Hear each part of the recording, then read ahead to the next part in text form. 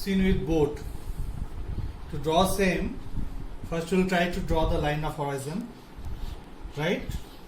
We separate sky and land. Then again we'll draw another line. Now three divisions are there: sky, land, and supposed to be water, as I've drawn here, written here boat. So I'm drawing few more objects here, right? Suppose one house is there. You might know Kacha house, right? Another you can add if you want, right? To more decorate, we can draw some trees,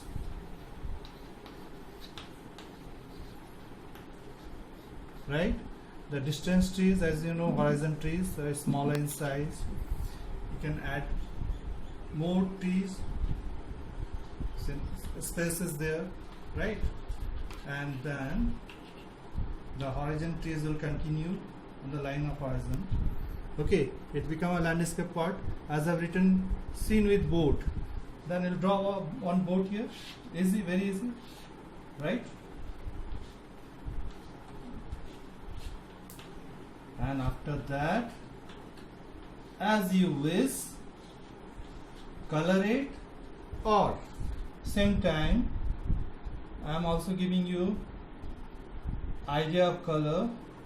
You follow the same. Thank you.